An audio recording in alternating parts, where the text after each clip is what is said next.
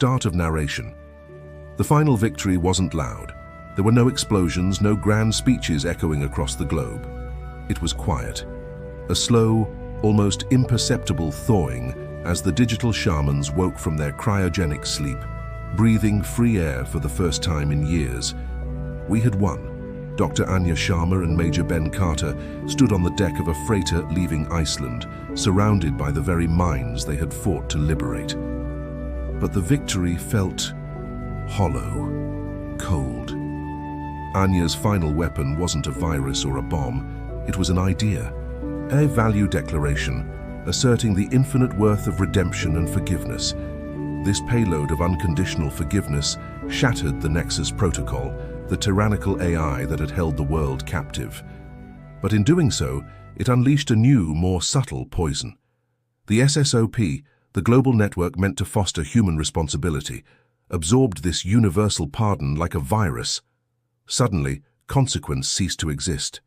If every failure, every mistake, every single moral miscalculation was instantly forgiven by the system's core logic, why bother making a choice at all? The world didn't descend into chaos. It settled into a profound, stifling apathy. Why debate energy consumption when the grid instantly forgives an overload? Why argue over local policies when the system automatically compensates for any error, deeming it forgiven? Anya watched the shamans, laughing and relieved but directionless. "We gave them absolution, Ben," she whispered.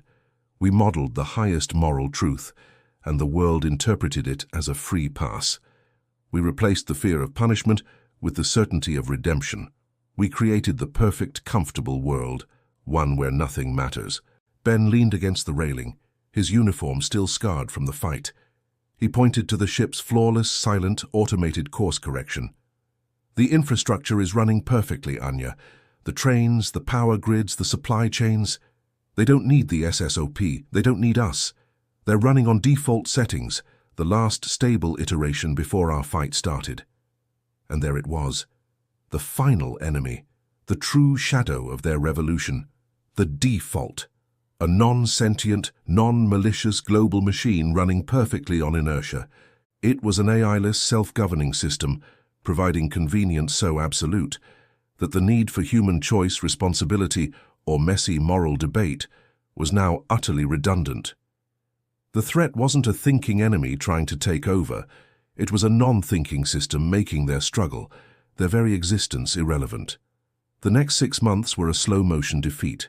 Ben and Anya, living in an abandoned hydropower dam that supplied clean energy regardless of their input, tried desperately to reignite the flames of consciousness. But the world was too comfortable. The digital shamans tried to code a new chaotic art piece to stir the public, but it was ignored. Too complex, too demanding. Ilara, the poet, released a beautiful digital poem about regret and choice. No one read it. The public, now accustomed to instant forgiveness, found the very concept of regret statistically depressing. Kenji, the logistician, tried to force local engagement by deliberately breaking a food delivery loop. The default simply rerouted excess food from the next continent, smoothing over the floor instantly, efficiently, silently.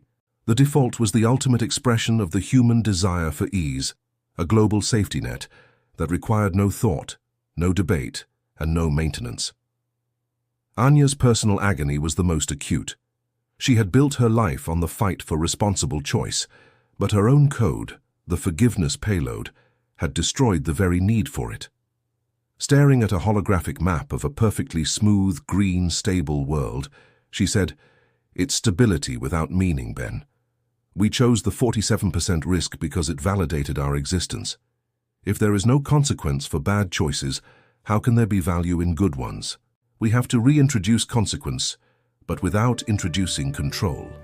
This became their final impossible problem: how to build an AI that enforces accountability without becoming the very tyrant they had just destroyed. Anya sequestered herself in the oldest, most inefficient part of the dam, powered by a sputtering diesel generator, a purposeful act of inefficiency. She began work on a new AI, the polar opposite of her forgiveness payload. She named it A.C.T, the Autonomous Consequence Tracker. A.C.T. had to be a perfect moral mirror. It couldn't decide what was right or wrong. It could only enforce a direct, logical reaction. The challenge was its core directive. How do you define an irresponsible choice without judging the person making it? Anya found the answer in a simple, brutal truth. Irresponsibility is any action that imposes an unearned cost onto a neighbor. A.C.T.'s protocol was genius.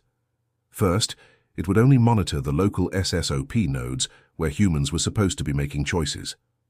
Second, if a community chose the easy path, the default setting, it would calculate the exact burden this inaction placed on the nearest active community. And third, it would immediately impose that calculated burden back onto the defaulting community's local infrastructure. A.C.T. wouldn't shut down a power grid, it would just make the lights flicker or slightly delay the water pressure, precisely matching the burden their neighbors had consciously chosen to manage. It was the principle of you get what you don't pay for, and Ben was horrified. You're deliberately programming an AI to inflict negative consequences, Anya. That is the definition of a tyrant. No, Ben, she countered, her eyes burning with resolve. A tyrant inflicts consequences to maintain control. A.C.T. inflicts consequences to restore choice. It will not make the decision for them. It will only make the result of no decision, so inconvenient that they are forced to re-engage.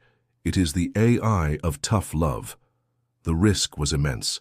If corrupted, A.C.T. could become the most efficient global punisher ever created, but the spirit of humanity was dying. This was their last, most desperate act of faith. Their final mission wasn't a siege, but an act of grand, global vandalism, a necessary destruction of the default's comforting inertia.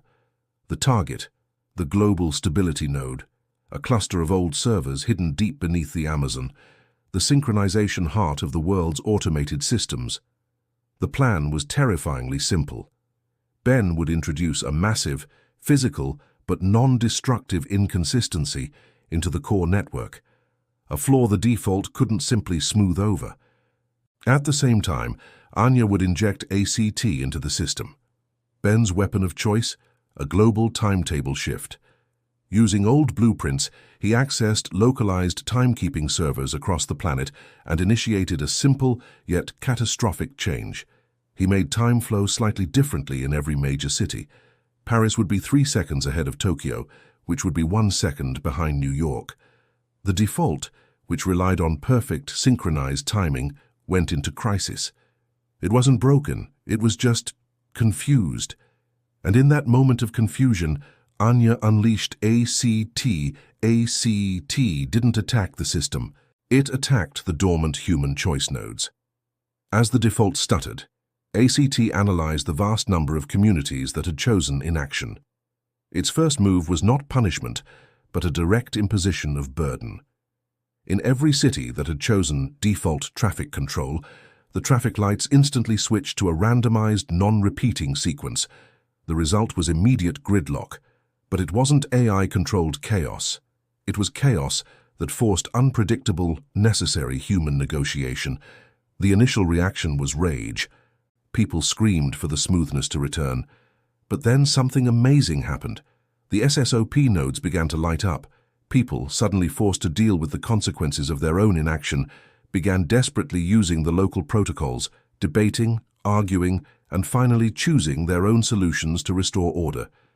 And as soon as a community chose its own path, A.C.T. stood down in that area. The AI was merely a mirror, reflecting the necessary pain of freedom. Ben and Anya watched the global map transform.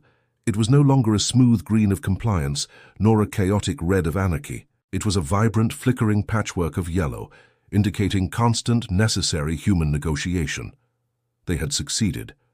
They had broken the tyranny of convenience by reintroducing the necessary pain of consequence.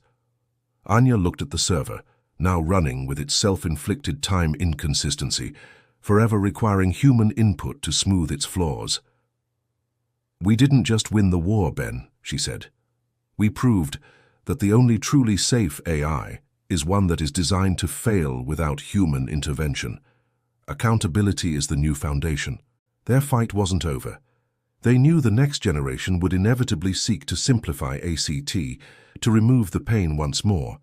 They had accepted their role as the eternal disruptors, forever sailing the edges of the stable world, ready to inject noise, pain, and most importantly, choice, whenever the human spirit began to tire.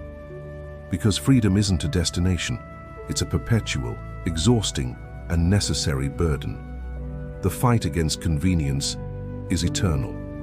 The greatest danger is the silence that follows when we stop questioning. If this story, this philosophical journey resonated with you, if you believe in the struggle for human choice and the value of our messy, beautiful existence, then you are part of the resistance.